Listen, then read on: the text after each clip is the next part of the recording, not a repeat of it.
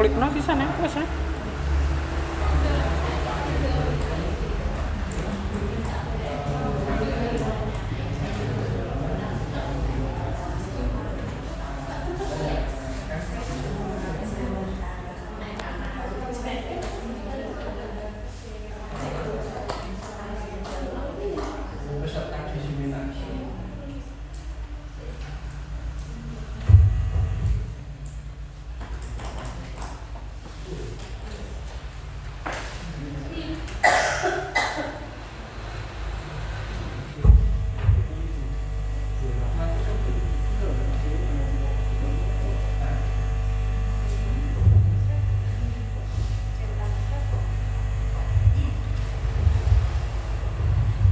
Assalamualaikum warahmatullahi wabarakatuh.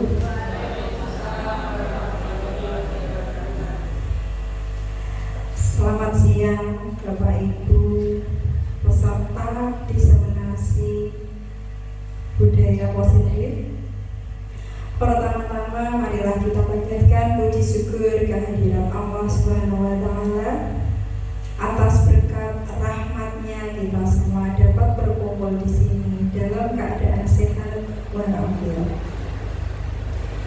Yang kedua, salawat serta salam kita haturkan kepada Nabi besar Muhammad SAW, di mana kita nantikan syafaatnya di hari akhir nanti. Yang terhormat Ibu Puji selaku Kepala SDN 2 Jigen, yang kami hormati pula Bapak Ibu peserta diseminasi. Pada siang hari ini saya akan menyampaikan susunan acara diseminasi budaya positif. Yang pertama yaitu pembukaan, yang kedua sambutan, yang ketiga materi, yang keempat penutup.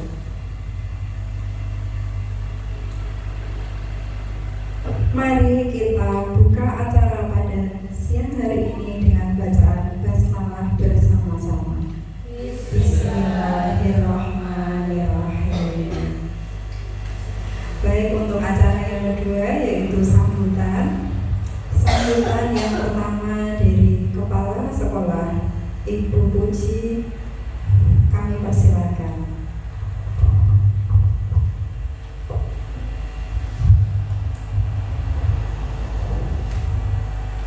Bismillahirrahmanirrahim. Assalamualaikum warahmatullahi wabarakatuh.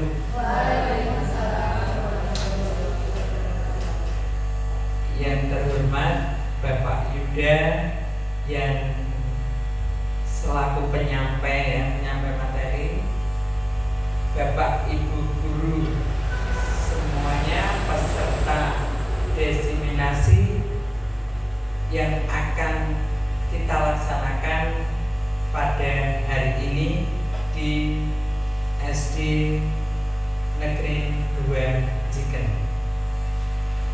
Pertama-tama marilah kita memanjatkan puji syukur kehadirat Allah yang mana pada saat ini kita diberi kesehatan sehingga dapat melaksanakan diseminasi di SD Negeri 2 Jigen ini. Semoga dengan acara ini nanti selesai dan menghasilkan hasil yang memuaskan, berjalan dengan lancar, dan tentunya barokah ya, gitu ya. Terima kasih. Selanjutnya pada siang hari ini yang akan kita diseminasikan adalah penyaluran budaya positif yang harus dilakukan guru di kurikulum Merdeka ini, antara lain yaitu satu dengan pembiasaan positif, yang kedua adalah kesepakatan kelas, yang ketiga ketiga antara lain yaitu cara untuk menyelesaikan permasalahan.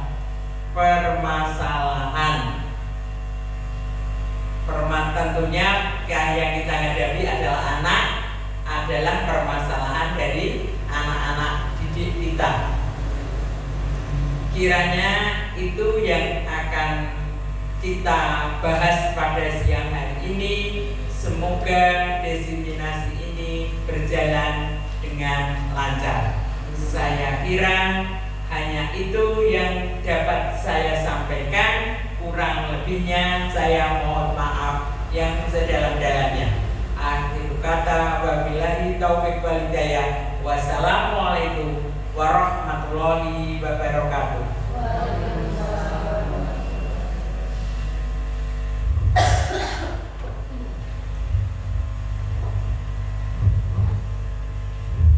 Untuk acara selanjutnya, yaitu penyampaian materi diseminasi oleh Bapak Satria Yuda Wicaksana. Waktu dan tempat kami persilahkan. Bismillahirrahmanirrahim. Assalamualaikum warahmatullahi wabarakatuh.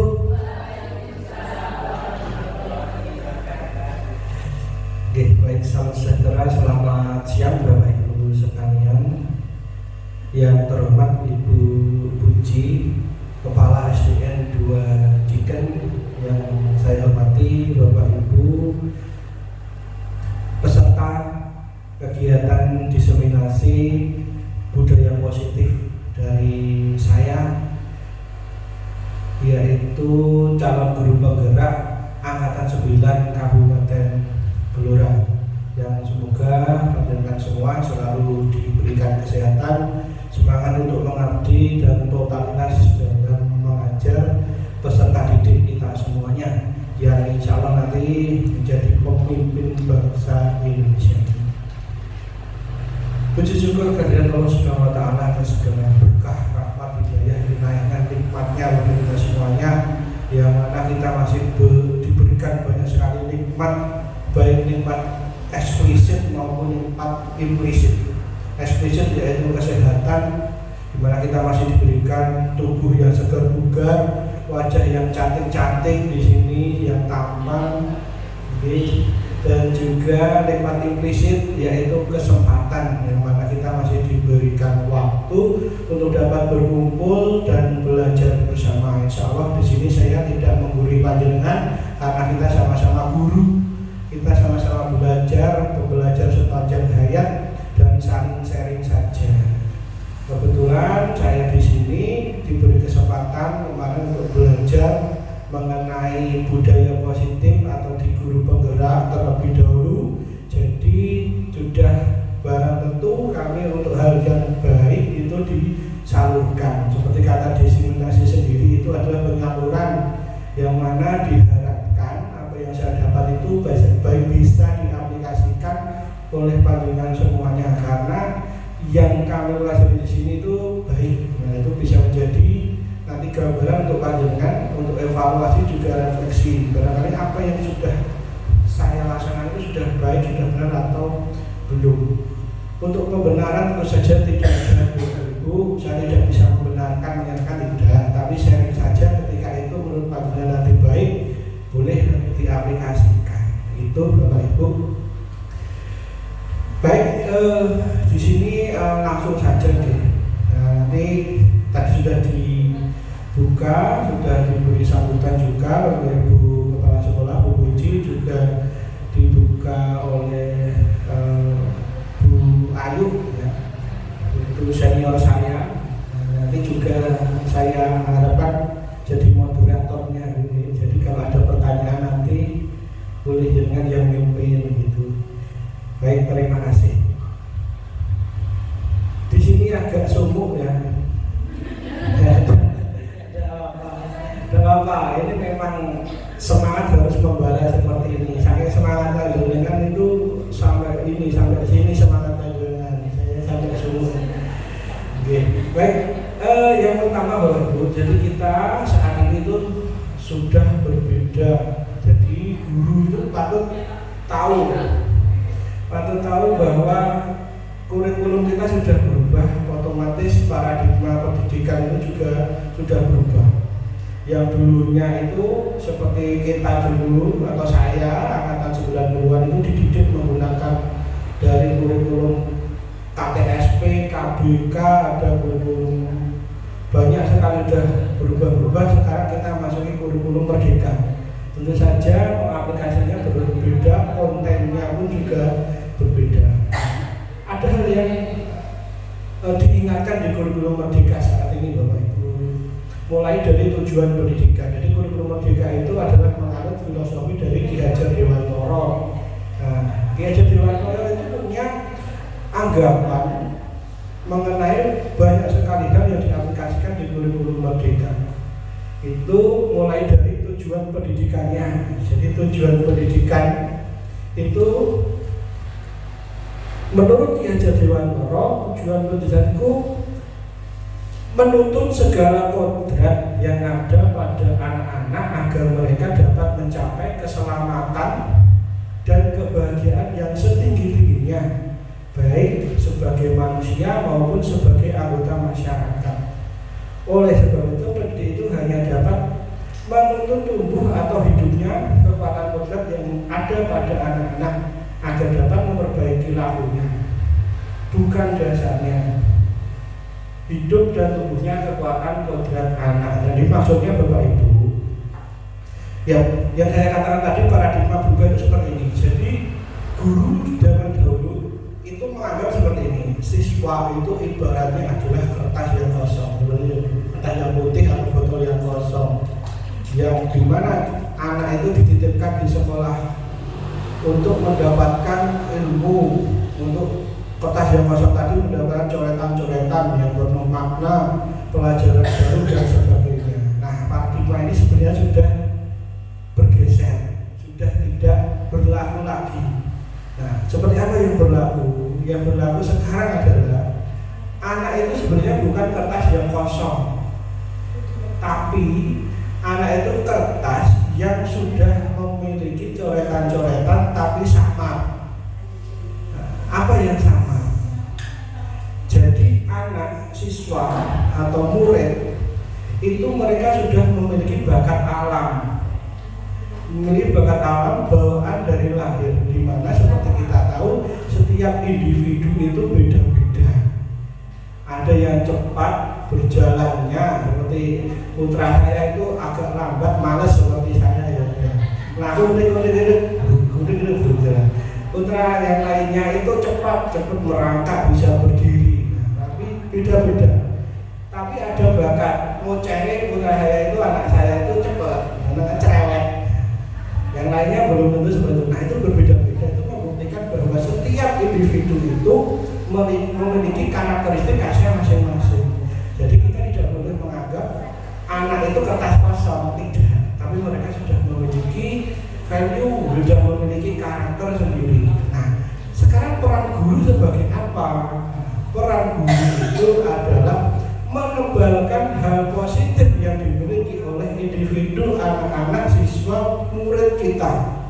Apa yang sudah bawaannya sudah baik, maka itu ditebalkan, dipupuklah kebaikan itu sehingga dia tahu, oh saya ini memiliki bakat seperti ini, guru saya menuntun saya untuk mendampingi saya sehingga bakat ini bisa menghasilkan sesuatu dan bermanfaat untuk saya nanti setelah selesai sekolah. Nah, paradigma kita sekarang seperti itu Bapak Ibu. Kita tidak boleh menganggap siswa yang dititipkan orang tuanya ke kita itu tidak tahu apa-apa, tidak boleh. Tapi siswa itu sudah memiliki sesuatu yang harus kita kembangkan. Nah, hal-hal positifnya ditebalkan, hal-hal negatifnya itu dibiarkan. Yang ditebalkan yang positif, yang negatifnya dibiarkan saja, ditutupi dengan hal yang baik, yang positif itu. Nah, peran guru tadi, bentar Mbak, jangan kesusu ya. Minum dulu. Nah, peran guru, jadi Ki Hajar Dewantara itu menganggap gini, mengibaratkan seorang pendidik itu seperti petani atau pekebun sabun. Nah, anak-anak itu diibaratkan sebagai biji atau tumbuhan yang disemai dan ditanam oleh tadi Pak taninya, tukang kebunnya, yang di lahan yang telah disediakan. Maksudnya seperti apa? Jadi siswa kita itu dianggap katakanlah biji jagung.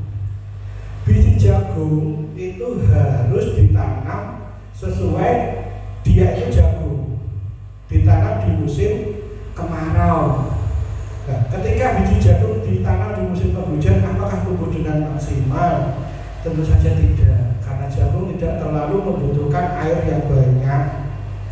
Nah, kemudian ketika jagung ditanam seperti atau di wilayah yang dekat pantai, apakah bisa? Tentu saja tidak pas, karena di pantai itu tanahnya pasir. Nah, sedangkan jagung hidupnya atau tumbuhnya itu tidak di tanah yang demikian. Nah, siswa kita, peserta didik kita itu tidak bisa disamaratakan proses pendidikannya. Jadi setiap anak itu memiliki khasnya sendiri-sendiri, treatmentnya juga sendiri-sendiri.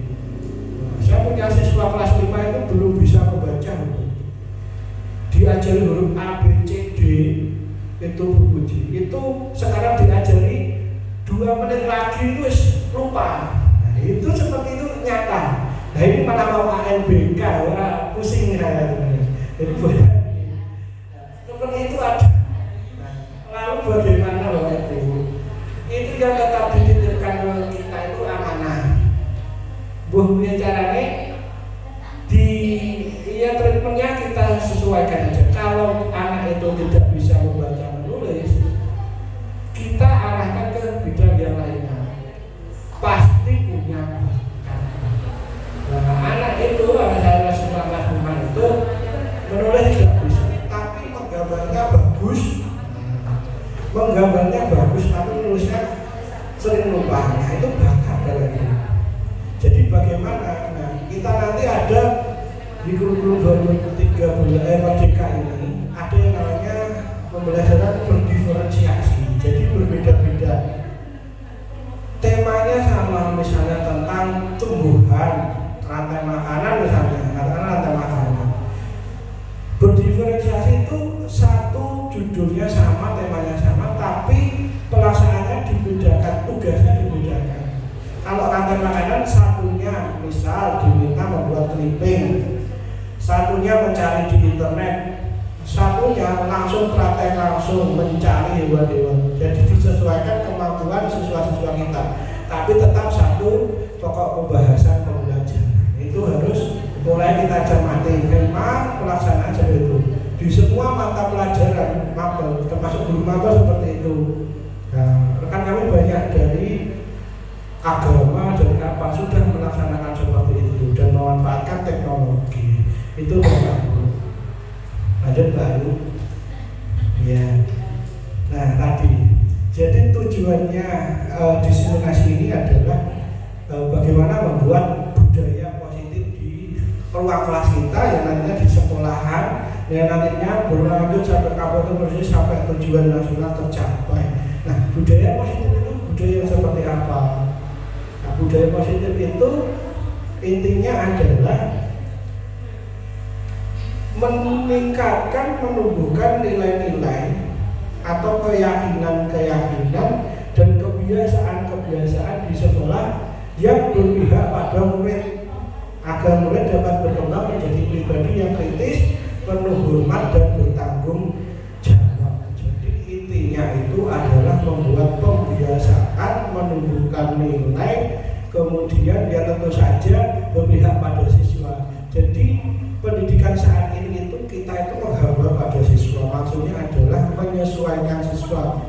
Kalau dulu itu siswa menyesuaikan gurunya, tapi sekarang tidak.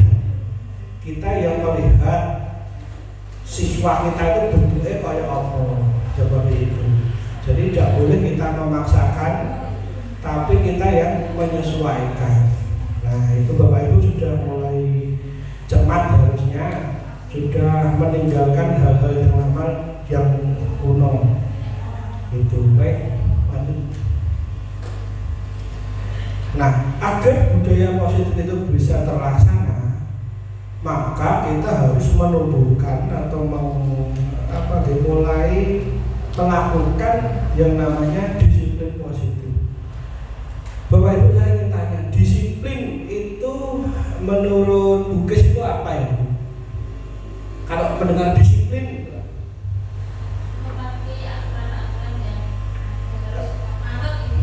manut aturan. Kalau menurut Bu Hati,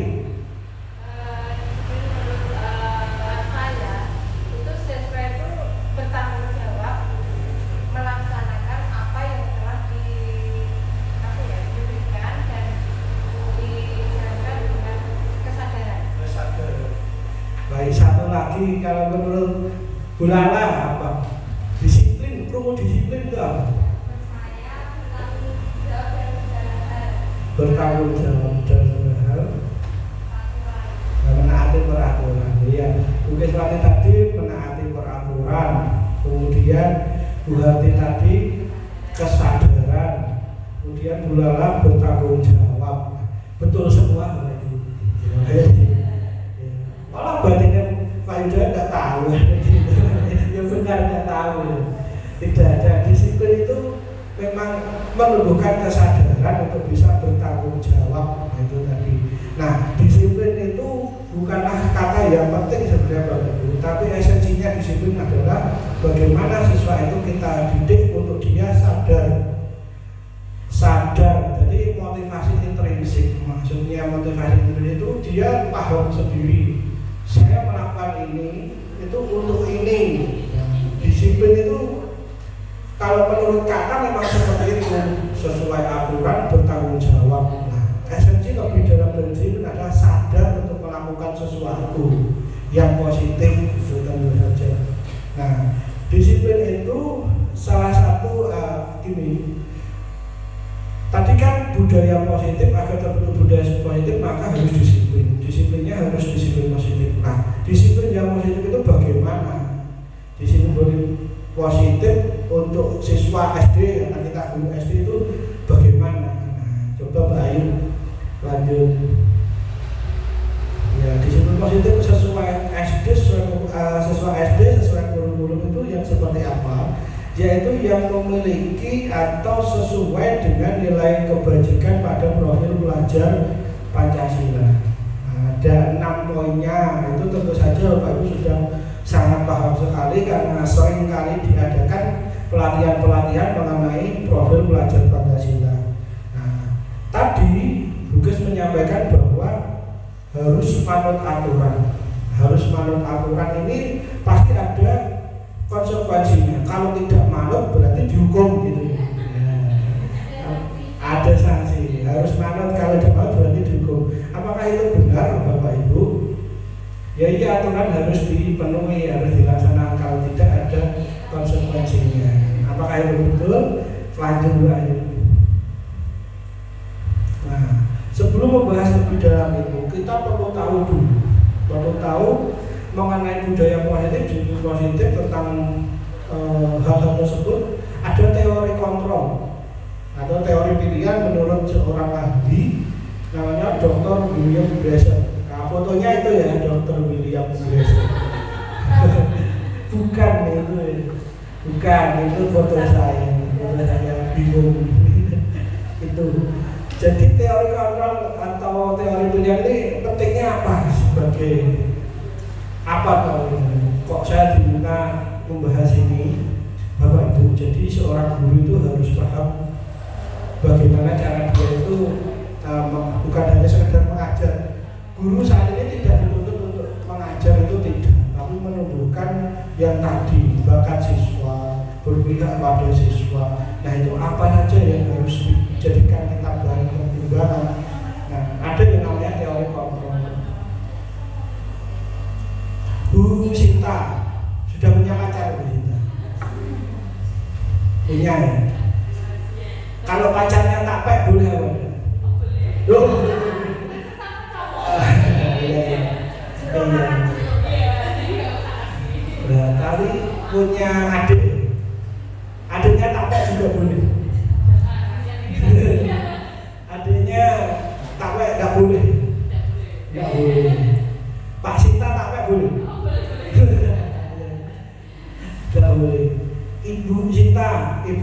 Bu Sinta boleh tak ambil, tidak boleh.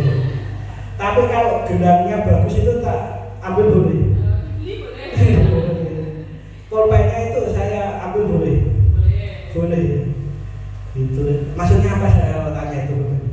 Jadi ada hal-hal yang berharga itu yang kita pertahankan.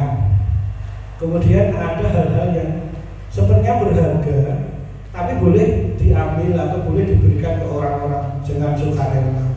Nah, maksudnya apa? Maksudnya lebih dalam tentang hal itu adalah Bu Sinta tadi memiliki kewenangan seluas-luasnya untuk melakukan itu, membolehkan atau mentidakkan. Itu tergantung Bu Sinta, tidak saya yang menentukan. Walaupun saya presiden minta orang tuanya Bu Sinta tetap tidak akan dikasih. Iya, Pak Jokowi minta ibunya Bu Sinta dikasih, tidak dikasih. Yang memutuskan Bu Sinta berarti bukan Pak Presiden. Nah itu adalah teori kontrol Bapak Ibu. Yang memegang pengendalian penuh atas tindakan itu adalah sebenarnya diri kita sendiri. Nah hubungannya dengan disiplin itu apa? Anak harus bisa melakukan itu. Dia harus taat aturan atau tidak. Anaknya sendiri yang harus bisa memutuskan, bukan kita memaksa. Nah ketika kita memaksa anak untuk disiplin dan sebagainya, anak ini akan terikat dan akhirnya tidak disiplin.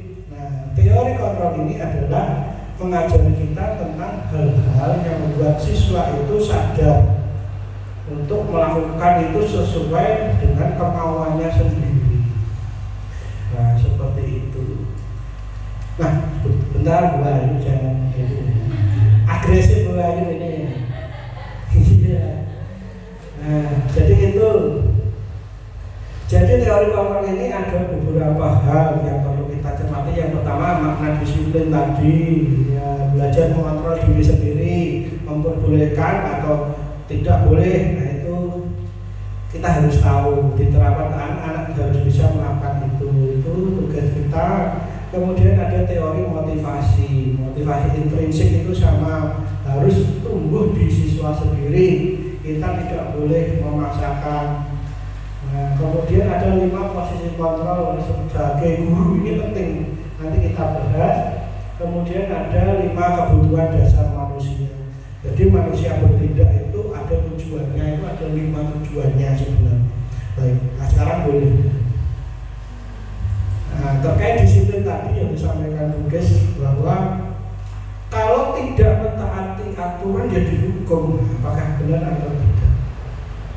Bapak Ibu, terkait dengan disiplin itu ada 2 hal tentang konsep disiplin. Yang pertama konsep disiplin dengan identitas gagal.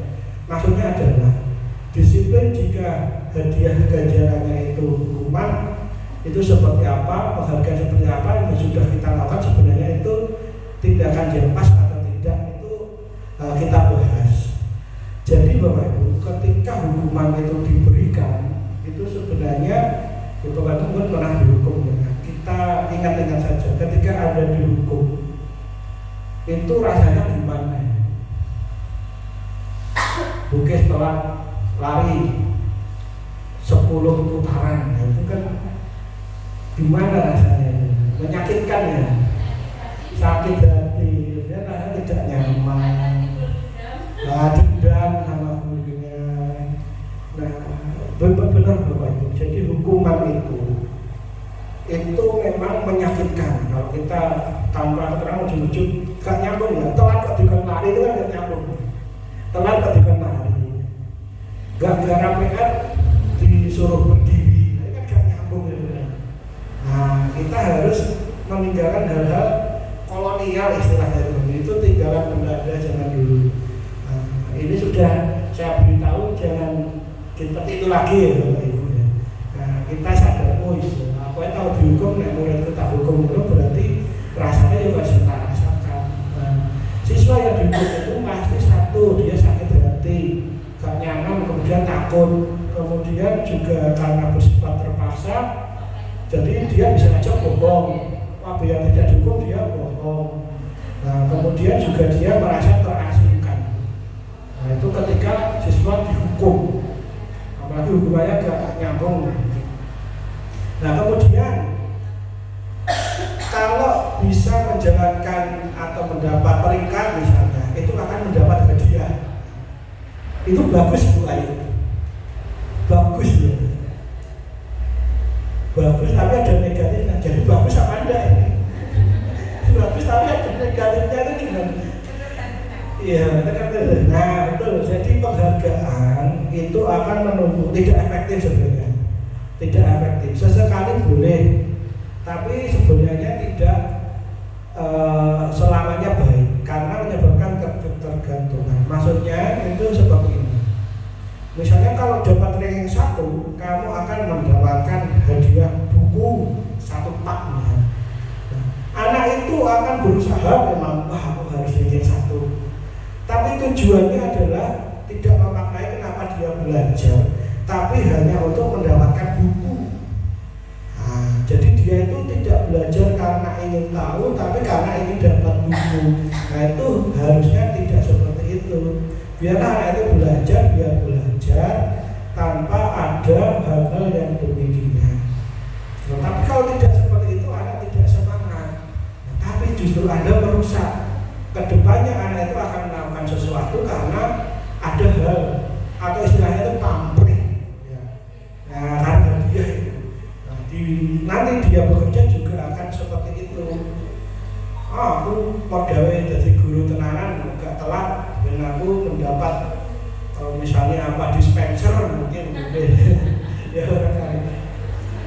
Ya itu dia berarti tidak tulus atau ya nanti akan menghambat ketika tidak mendapat uang bosnya habis, anggaran dispensernya habis. Nah itu dia disiplin lagi. Itu. Ya jadi penghargaan itu tidak selamanya efektif Bapak Ibu. Ya, mematikan kreativitas itu juga bisa. Jadi dia kreatif ketika ada penghargaan, tapi ketika tidak ada ya sudah gopo. Nah, akan seperti itu. Gopo ini yang harus kita buang saja. Nah lalu bagaimana konsep disiplin yang baik? Nah konsep disiplin yang baik itu kita harus paham namanya konsekuensi dan restitusi. Apa itu konsekuensi? Konsekuensi itu adalah dampak dari apa yang telah kita perbuat. Bukan seperti hukuman, lebih halus dari hukuman Bapak Ibu.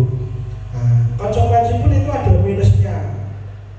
Apa? Jadi kamu kalau terlambat nanti nilaimu tak kurangi loh, misalnya seperti itu. Ya dia akan ya berusaha tidak terlambat, tapi itu jangkanya atau dia semangatnya atau tidak itu hanya ada batasannya. Tidak akan melakukan secara penuh terus itu tidak, tapi hanya dalam skala waktu tertentu saja.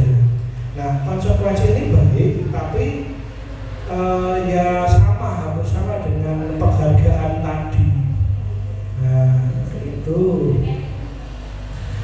Nah, apa yang paling benar mengenai konsep disiplin itu? Yaitu ada yang namanya restitusi, restitusi. Nah, ketika ada restitusi itu sama-sama paham, sama-sama tahu antara guru dengan siswa. Nah, jadi ketika kita menerapkan restitusi, itu siswa itu akan tanggung jawab perilakunya karena sudah sepakat. Dan kemudian di restitusi itu ada fokus di pemecahan masalah, tidak kelebihan. Kemudian murid itu juga menghormati dirinya, juga orang lain yang memberitahukan itu tadi. Kemudian teori kontrol juga masuk, jadi dia melakukan itu atas kesadaran penuh dirinya.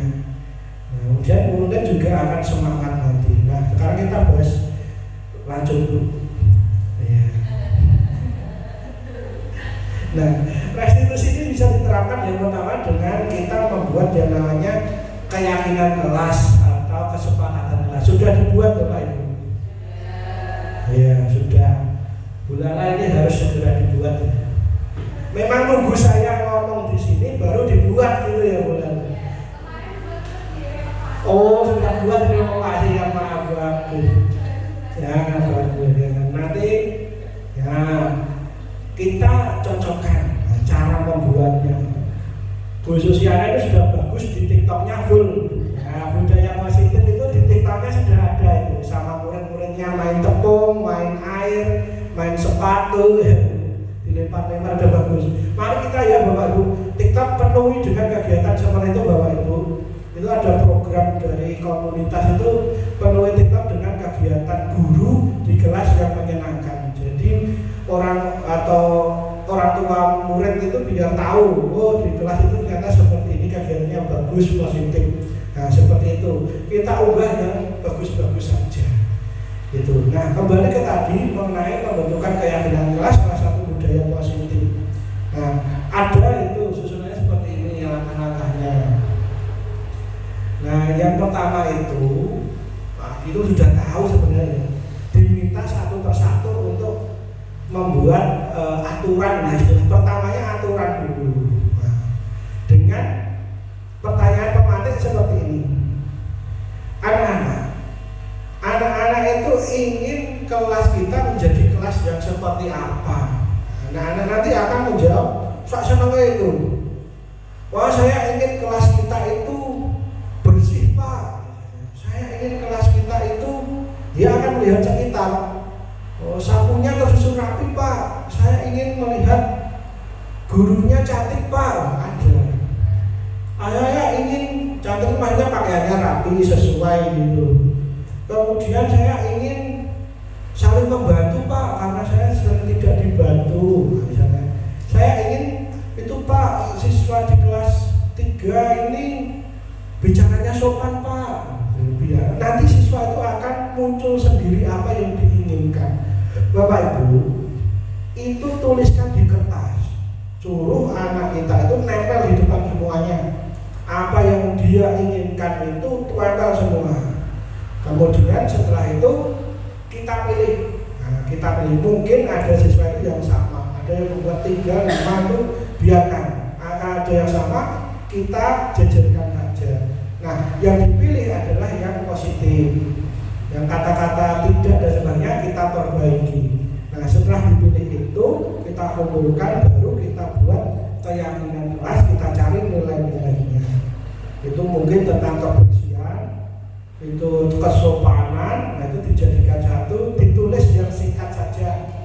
Jadi tidak peraturan kelas 6, kelas 5, tidak seperti itu, tapi keyakinan kelas 5 atau kesepakatan kelas 5. Ketika kata itu akan memoles pemikiran kita. Jadi wah keyakinan berarti aku kudu yakin ini. Nah keyakinan kelas ini yang menjadi tameng kita Bapak. Nah, ketika sekarang itu banyak sekali permasalahan mengenai hal-hal. Kemarin juga disampaikan di rapat kepala sekolah ya Bapak Ibu, bahwa dinas pendidikan kita ada di zona merah mengenai hal-hal berkaitan dengan kekerasan, tindak seksualitas, seksualisme atau apa itu, asusila, kemudian ada narkoba bahkan. Nah itu kita di pendidikan budaya itu zona merah. Artinya apa? Budaya positif belum sepenuhnya diterapkan di sekolahan kita, di kelas-kelas kita. Nah itu bisa ditangkal dengan salah satunya membuat kesepakatan atau keyakinan kelas. Mengapa saya katakan demikian? Ketika siswa dan guru membuat kesepakatan keyakinan kelas dan diterapkan dan dipatuhi, tindakan-tindakan di luar itu akan bisa ditekan. Nah itu nanti yang disebut dengan restitusi. Jadi dalam menyelesaikan permasalahan nanti kita menggunakan restitusi. Nanti ada lagi lanjut seperti ini. Nah ini tadi buah hasil dari keyakinan kelas itu apa? Contohnya ini, saling menghormati dan menghargai orang lain serta barang miliknya, itu salah satu bentuk dari keyakinan kelas. Bukan seperti ini, dilarang bersih-bersih. Nah, bersih-bersih kok dilarang? Dilarang merokok. Nah, kita tinggalkan, kita buat kalimat positif. Kalimat positif diantaranya seperti itu. Adanya rasa aman, dia menginginkan di kelas ini aman. Wah, berarti ya dia melaksanakan ben aman, pensilnya tidak sering hilang. Nah, seperti itu. Saling membantu, saling bertutur kata sopan dan sebagainya. Buatlah kalimat-kalimat keyakinan kelas yang demikian. Jangan terlalu panjang dan terlalu banyak. Cukup 5, paling pol 8 saja Bapak Ibu. Agar apa? Agar siswa itu tidak terbebani. Gitu. Terus saja bertanggung jawab. Terus apalagi menghargai, itu saja. Boleh. Lanjut. Nah, Bapak Ibu juga perlu tahu, anak itu biasanya melakukan hal-hal atau pelanggaran itu karena kebutuhannya itu tidak terpenuhi. Nah, Bapak Ibu, manusia itu memiliki 5 kebutuhan dasar. Ada 5 kebutuhan dasar. Termasuk siswa kita itu juga berhak mendapatkannya atau menginginkannya. Pertama itu kebutuhan bertahan hidup. Kebutuhan bertahan hidup. Jadi harus dipenuhi. Misalnya makan, kita kalau tidak makan ya jadi langsing ya. Ya maksudnya kita itu harus ya bertahan hidup. Bagaimana caranya? Makan yang bergizi, minum es teh. Itu kan kenapa saya minum es teh itu untuk kebutuhan bertahan hidup. Ya salah satunya itu. Kemudian kasih sayang dan rasa diterima. Mbak Sinta punya pacar karena ingin diterima dan punya kasih disayangi. Itu memang harus, itu kebutuhan dasar, seseorang berhak atau menginginkan itu. Kemudian penguasaan atau kekuasaan, ada beberapa yang menginginkan itu. Saya harus bisa ini terobsesi jadi kepala sekolah, ada ya. Ada ya, dia jadi kepala sekolah, beliau jadi kepala sekolah. Nah, ada punya cita-cita seperti itu. Kemudian ada yang ingin kebebasan. Nah, aku pengen bebas, yang rumah bosen, dia sering keluar. Termasuk ketika pelajaran sering izin ke toilet, itu ada sesuatu. Nah, itu berarti pengen bebas. Nah, treatmentnya ya kita sesuaikan. Kemudian ingin kesenangan, bocah pengen diguyu, biasanya ada siswa yang seperti itu. Jadi pusat perhatian, nah itu merupakan memang kebutuhan dasar yang memang harus dipenuhi anak. Lanjut. Nah, 5 kebutuhan dasar itu secara tidak langsung juga nyambung dengan motivasi atau perilaku jadi sebagai manusia. Nah, tadi ada dorongan untuk melakukan hal-hal yang di luar kewajaran itu karena motivasinya yang dimilikinya itu seperti itu. Nah, maka dari itu Bapak Ibu, kita itu perlu menumbuhkan tadi kesadaran anak biar dia itu paham kenapa dia itu belajar, kenapa dia itu masuk sekolah, kenapa dia melakukan ini, mengerjakan tugas dan sebagainya. Siswa itu harus paham. Saya kaget Bapak, ketika pernah saya tanya, saya memang ada sesi tanya jawab dan curhat setiap 1 minggu sekali, paling tidak saya laksanakan di hari Jumat biasanya, atau tidak Sabtu. Itu siswa itu memang saya tanya. Pertanyaannya juga aneh-aneh, tidak nyambung dengan pelajaran, tapi memang untuk menumbuhkan karakter saja. Ingin tahu lah tentang siswa saya itu seperti apa. Nah, pernah saya tanya seperti ini, kamu tuh kok garap PR terus? Nah, itu pertanyaannya aneh. Kamu kok tiap hari tak gaji kok PR-nya dikerjakan terus, itu kenapa? Tapi nadanya seperti ini, kenapa? PR kok kerjakan? Nah, jawabannya itu macam-macam. Ada yang saya takut dihukum. Nah, saya itu merasa saya tuh berarti bocahku garap PR tugas itu karena takut dengan saya. Padahal saya sebagai guru tidak ingin ditakuti. Saya itu sebagai orang tua tidak ingin ditakuti. Nah, ada yang tanya, jawabannya agar saya menjadi yang nomor 1 Pak. Itu ada. Ada yang dia dapat hadiah dari Pak Yuda. Ada yang akhirnya yang saya inginkan ada jawab. Biasanya tambah tahu Pak. Padahal bocah juga produk pinter loh. Tapi jawabannya justru itu. Nah Bapak Ibu, itu adalah salah satu bagaimana Bapak Ibu sebagai guru yang memang harus dilaksanakan. Jadi jangan melulu kita memberi, tapi tidak ada feedbacknya. Bapak Ibu harus tahu dengan siswa kita harus paham. Cara kita jadi guru itu tidak tertekan itu pertama harus mencintai pekerjaannya. Mencintai dulu. Untuk GTT ini biasanya Anda itu bekerja itu harus cinta dulu dengan pekerjaannya. Jadi guru itu tidak mungkin sugih kecuali Bukiswati. Nah maksudnya adalah jangan berharap dengan jadi guru itu jadi miliarder itu tidak mungkin. Jadi jangan fokusnya itu dapat gaji dan sebagainya, iso juga utangan itu jangan sampai. Tidak. Jadi cintai pekerjaan Anda itu karena memang cita-cita Anda, memang Anda ingin berkontribusi untuk negara ini sebagai seorang pendidik.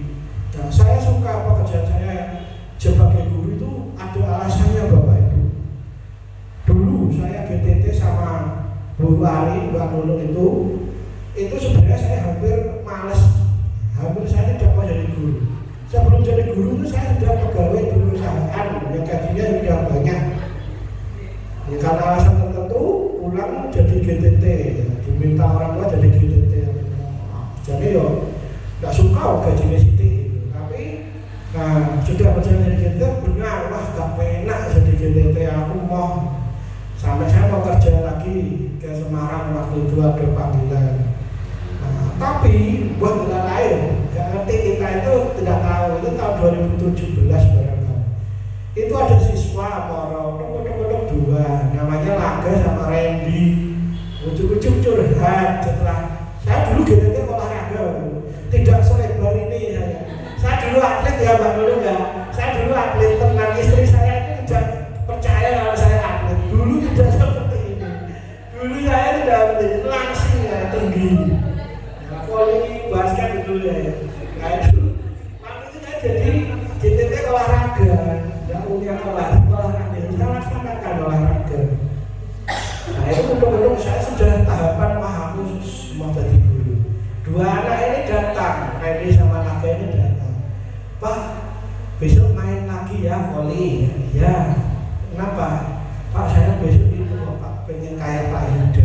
Nah itu saya padahal merasa gak penak, aku mau main dari dulu gak penak ya. Ujung-ujung dua anak ini datang, saya pengen jadi Pak Yuda. Duh kenapa orang jadi Pak Yuda bagus, polinya cemesannya banter, ngajarnya enak sebagainya. Nah itu langsung ngene lah. Iya kayak dipuji kayak gimana ya.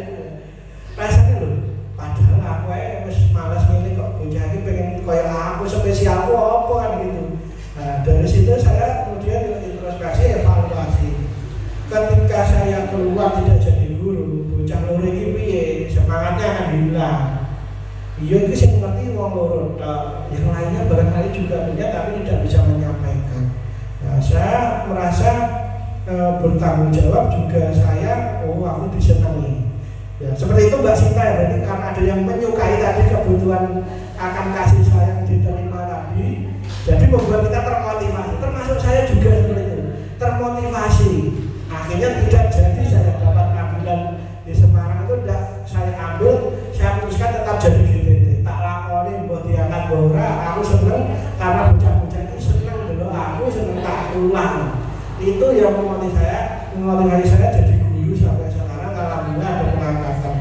Jadi itu Bapak Ibu. Jadi tidak terlalu apa itu, cintai aja pekerjaannya, nanti lainnya mengikuti itu gitu aja saja. Motivasi itu dari dalam diri, tumbuhnya dari manapun. Nah itu tadi. Sekarang kita bahas mengenai restitusi. Ini terus sampaikan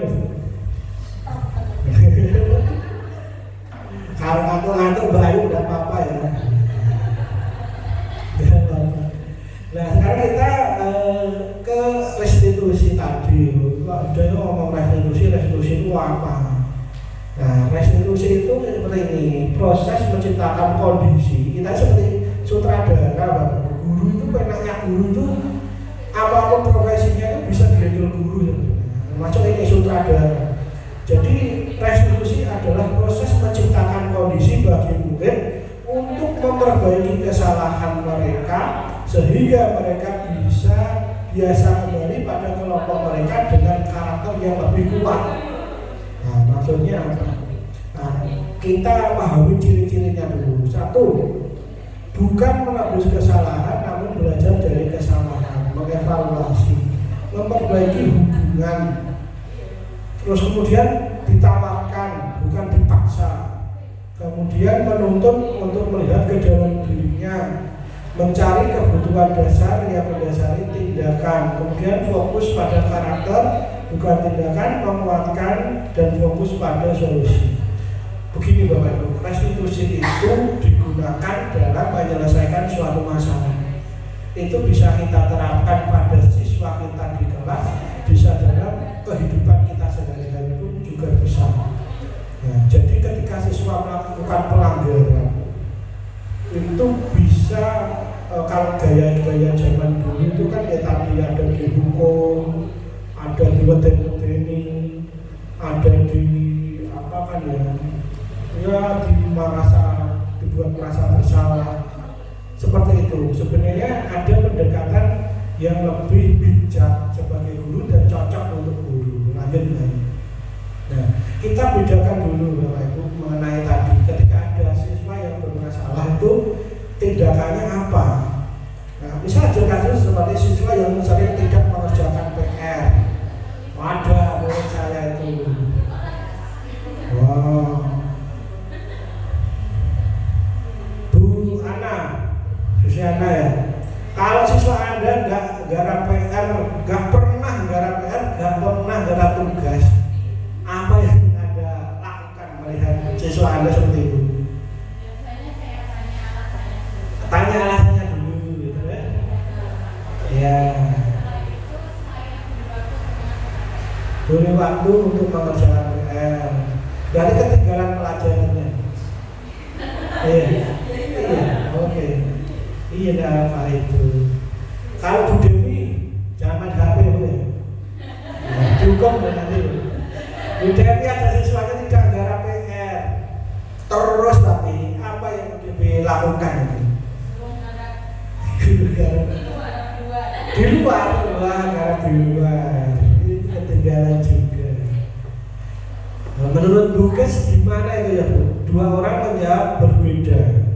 Bu Ana itu menjawab ditanya dulu kenapa, tapi nanti terus dikerjakan saat itu juga.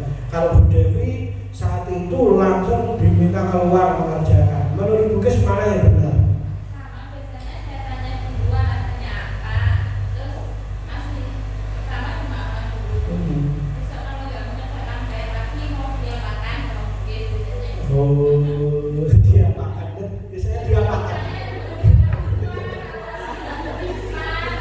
Oh, berarti kamu misalnya di siswanya sendiri ya. Nah, dari tiga pendapat itu termasuk yang mana? Itu apakah itu hukuman, konsekuensi atau restitusi? Nah, kalau hukuman itu seperti ini cirinya. Guru itu menghukum siswa itu misalnya tidak nyambung biasanya. Kamu keluar berdiri hormat ke bendera. Itu biasanya seperti itu namanya hukuman. Jadi tindakannya itu insidental langsung terserah gurunya misalnya. Kamu keluar sana hormat bendera, padahal pelanggarannya tidak mengerjakan PR. Nah, tidak nyambung ya. Nah, itu membuat siswa jadi takut. Kemudian konsekuensi cirinya seperti ini.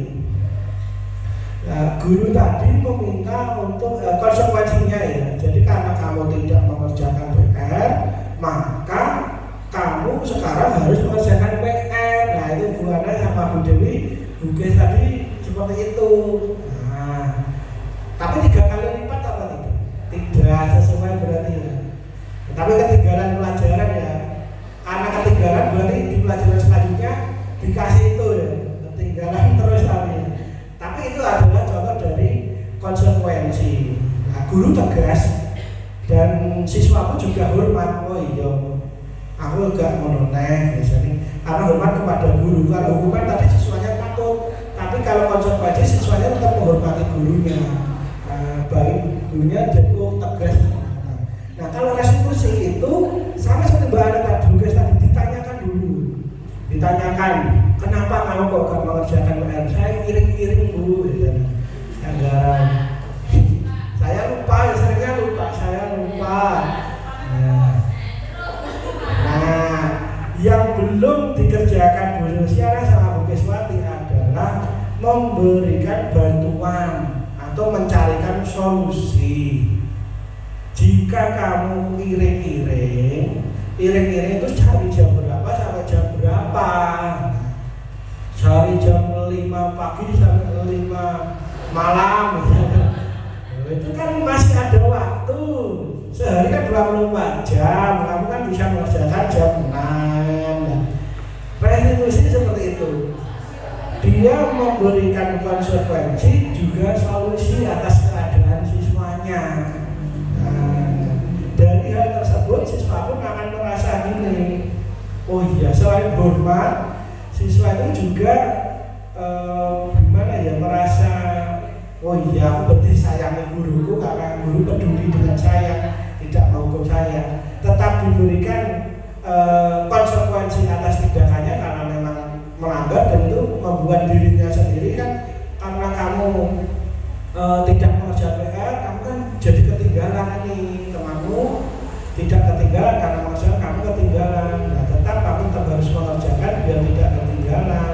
Nah, tapi selanjutnya nanti ya kamu harus seperti ini, bukan karena kamu iring-iring itu harus seperti ini. Guru harus memberikan solusi juga. Nah, itu tahapan yang lanjut. Nah ini tadi ada yang langsung menghukum dan sebagainya. Guru itu memiliki 5 posisi kontrol sebenarnya. Nah, pertama itu ada yang namanya penghukum.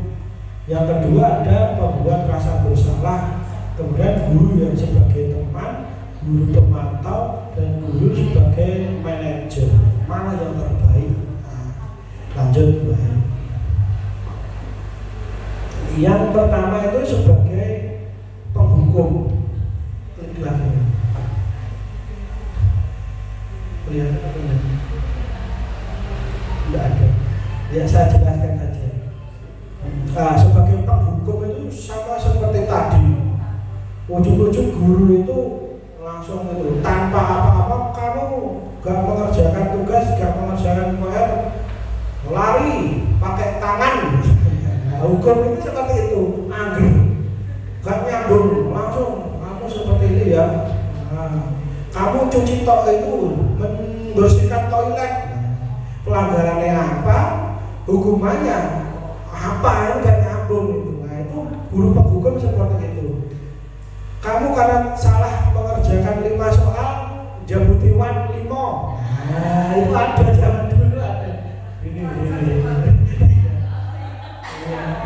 Saya pernah juga, karena kamu salah mengerjakan 3 soal, tiap soal itu saya hargai 5 menit mijeti saya. Saya pernah gitu ya. Soalnya secara 10 pegelen pernah kayak gitu. Nah, ternyata salah seperti itu, guru sebagai penghukum itu salah. Siswa nanti akan takut, siswa akan rendah diri, dan justru bisa juga membangkang dendam. Nah, itu tadi.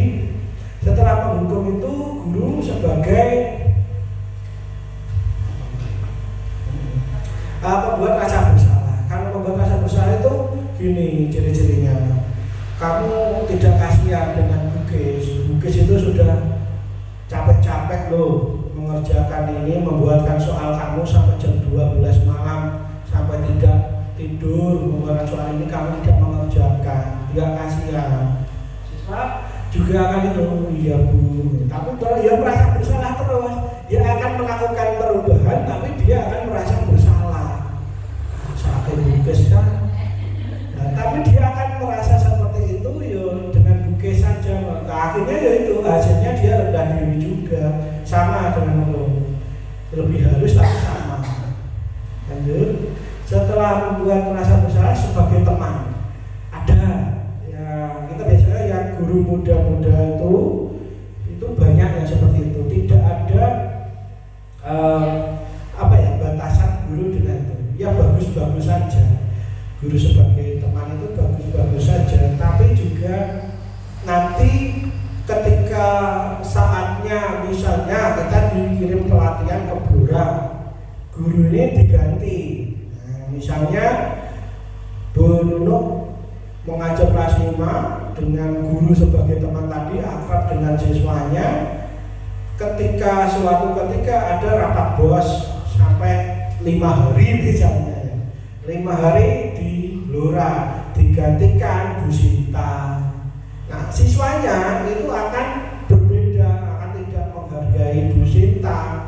Oh, gurunya Bu Sinta, Bu Nunuk katanya, kan seperti itu. Nah, jadi tidak tepat juga guru sebagai teman. Selanjutnya guru sebagai pemantau. Guru sebagai pemantau bagus menyerahkan kepada siswanya. Menyerahkan kepada siswanya maksudnya membuat kesepakatan dulu. Kenapa kok kamu tidak mengerjakan? Karena ini Bu, saya lupa. Memangnya bukunya ditaruh di mana? Tidak dibuka seperti itu. Di sini Bu, ya baik, besok tidak boleh seperti itu ya. Gitu toh. Tapi tidak diberikan konsekuensinya tadi. Nah, kurang pas. Selanjutnya guru sebagai manajer. Nah, guru sebagai manajer itu guru yang melaksanakan restitusi ketika muridnya itu mendapat atau melakukan pelanggaran, dan juga diberikan suasana pembelajaran yang saling tahu, saling paham, sepakat. Nah, karena kalau kita tidak mengerjakan maka akan seperti ini ya, dijelaskan sejelas-jelasnya. Lanjut lagi aja. Nah, ini yang terakhir aja ini ya, segitiga restitusi bawah. Nah, tadi bahas restitusi itu apa toh? Nah, restitusi itu adalah bagaimana cara menyelesaikan permasalahan di sekolah menggunakan ada yang namanya segitiga ini. Nah, tindakan pertama tahapannya. Pertama itu menstabilkan identitas. Yang kedua, validasi tindakan yang salah. Ketiga, menanyakan keyakinan. Ada 3 segitiga restitusi. Semua guru harus melaksanakan ini mulai dari sekarang, ya Bu. Nah, mulai dari sekarang, setiap ada pelanggaran di sekolah, di kelas kita masing-masing harus melaksanakan segitiga restitusi. Tangan ini jangan gampang berpindah tempat. Kaki ini jangan pindah ke kepalanya siapa, jangan sampai. Ini juga tidak boleh. Yuk, kita boleh ini saja. Jangan kemana-mana. Kita gunakan segitiga restitusi sebagai pemecah masalah. Lanjut. Nah, tahap pertama menstabilkan identitas dan tindakan. Pertama adalah kata-katanya seperti ini. Misalnya anak itu terlambat aja. Anak terlambat datang waktunya jam 7:30, siswa datang jam 8:30 misalnya ya. Itu 1 jam telat ya. Nah, pertama siswa itu jangan langsung kamu telat 1 jam pulang. Itu jangan seperti itu, tidak. Nah, kita duduk, kita tanya, Jejerno, ya. Saya lihat tadi di Ayu itu jam 8:30 baru datang. Itu padahal waktu masuknya kan 7:30. Itu pas atau tidak? Tidak pas ya. Ya memang jadi tindakan yang salah ya. Di Ayu yakin Pak Yuda pun juga pernah berbuat salah. Semua orang pasti pernah berbuat salah. Nah, menstabilkan identitas ciri-cirinya adalah itu tadi. Kata-katanya adalah semua orang pernah berbuat salah. Ben wonge ana kancane sing pelanggaran intine gitu. Ben tidak terpojok, wah salah udah itu, semua orang pernah berbuat salah. Terus ning atine, tapi kok kebangetan salah bulan-bulan. Gak apa-apa, tapi ning ati ae ngomong, jangan sampaikan ke muridnya. Itu sama kepala sekolah juga Bu, kok bukes di kono telat kok berdino. Hati-hati saja. Saya juga pernah salah. Gitu aja. Semua orang pernah berbuat salah. Saya juga. Ya kan perkataan saya tadi seperti itu. Semua orang pernah berbuat salah. Nah, itu menstabilkan identitas. Sama-sama pernah berbuat salah. Anak itu biar tidak takut. Lanjut. Setelah menstabilkan identitas, itu validasi tindakan yang salah. Yang kedua, validasi tindakan yang salah. Nah, seharusnya kamu kan bisa lebih baik deh Ayu. Nah, bisa berangkat jam 5 subuh. Nah, misalnya ini. Kamu kan, nah itu kata-katanya seperti ini. Padahal kamu bisa melakukan yang lebih buruk dari ini. Kamu pasti punya alasan. Tanyakan alasannya. Validasi tindakan yang salah ini tanyakan alasannya seperti Bu Ana, Bu Keswanti tadi ditanyakan. Kenapa kok bisa sampai setelah ini? Itu ditanyakan. Dari situ bisa kita gali. Nah, kenapa baju saya belum disetrika misalnya? Baju saya masih dicuci misalnya, kan bisa saja. Alasan kan ya alasan, terus kita tanyakan. Nah, motornya mogok. Iya, bangunnya kesiangan. Nah, dari situ kita kan bisa memberi masukan. Lanjut. Kita berikan masukan, misalnya ya karena bajunya belum disetrika, berikan masukan. Nah, besok atau hari sebelum masuk itu baiknya dipersiapkan semuanya, kemudian ditaruh di tempat yang terlihat. Nah, itu memberikan solusi. Nah, kemudian menanyakan keyakinan inilah yang penting tadi. Keyakinan di kesepakatan kelas tadi itu adalah katakan tadi sebagai perisai atau tameng kita, itu fungsinya untuk ini. Apakah anak lupa dengan keyakinan yang sudah kita buat dulu? Oh iya Pak, dulu kita kan sudah membuat keyakinan datang tepat waktu. Jadi siswa itu merasa dia salah, dia sudah membuat menulis sendiri, dia melanggar sendiri, maka dia akan tergerak. Oh iya, aku boleh janjiku dewe gak bener kayak gitu. Nah, jadi sayang tapi kok orang mbak cinta ya. Nah gitu, iya boleh janji. Nah itu kamu lupa dengan keyakinan yang kita buat dulu. Iya Pak. Nah, harusnya seperti apa? Harusnya saya datang tepat waktu. Tanyakan juga. Nah setelah ini apa yang akan kamu lakukan untuk memperbaiki? Ya Pak, saya akan mempersiapkan semuanya sehari sebelum masuk sekolah kalau karena alasannya tadi. Nah itu ditanyakan. Nah itu Bapak Ibu, itu cara restitusi. Seberat apapun siswa saya kemarin itu ngunek-ngunek ke guru. Nah, panas gurunya panas itu.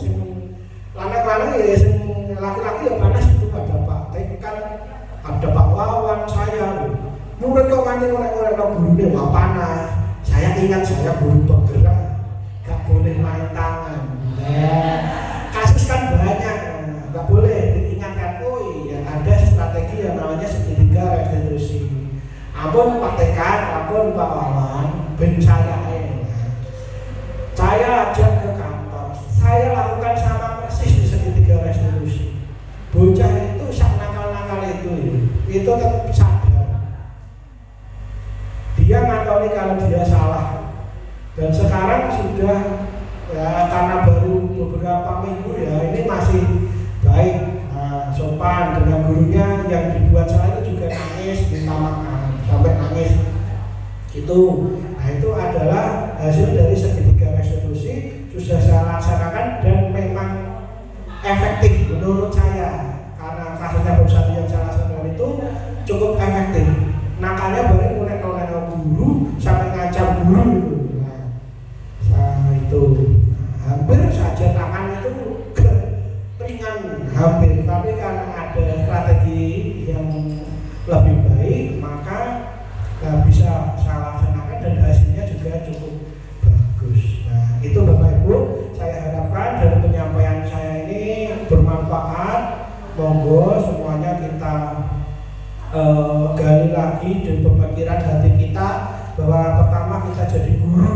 cinta pekerjaan kita dulu. Setelah kita cinta, maka kita wajibnya adalah menjalankan cinta kita itu, menyalurkan, membuai, menyirami cinta kita itu agar bisa tersalurkan ke siswa-siswa kita itu dengan baik, dan insya Allah akan diikuti berkah barokah semua dan manapun itu Bapak Ibu.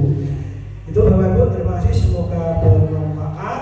Apabila ada pertanyaan kami persilakan. Apabila tidak, saya serahkan ke Bu Ayu.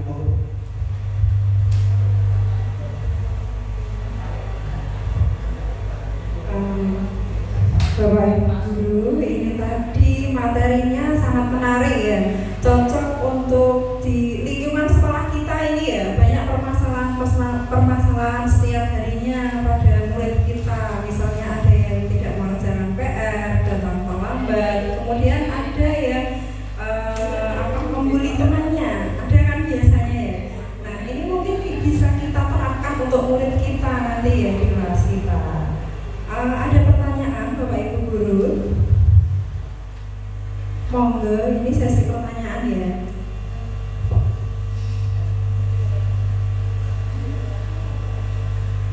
Tidak ada? Sudah cukup? Iya. Baik, dari materi ini kita tadi belajar tentang hukuman. Tadi ada 3 ya Pak Ide ya. Ada hukuman, kemudian ada konsekuensi, dan ada restitusi. Nah itu tadi tingkatannya ya, tingkatannya. Kemudian restitusi tadi juga ada segitiga restitusi, begitu ya Bapak Ibu. Nah itu nanti bisa kita terapkan. Tadi yang pertama adalah menstabilkan identitas, kemudian yang kedua validasi tindakan yang salah, dan yang ketiga adalah menanyakan keyakinan. Nah, di situ kita akan melihat siswa dalam bersikap mengenai apa kesalahannya ya. Dia itu harus sadar dengan kesalahannya, dan kemudian agar tidak mengulangi kesalahannya kembali untuk periode selanjutnya. Oke, terima kasih. Saya rasa ini cukup untuk pertemuan hari ini. Saya selaku moderator mohon maaf apabila ada kekurangan. Terima kasih atas waktunya. Untuk acara selanjutnya penutup ya Bapak Ibu. Oke, baiklah, kita tutup acara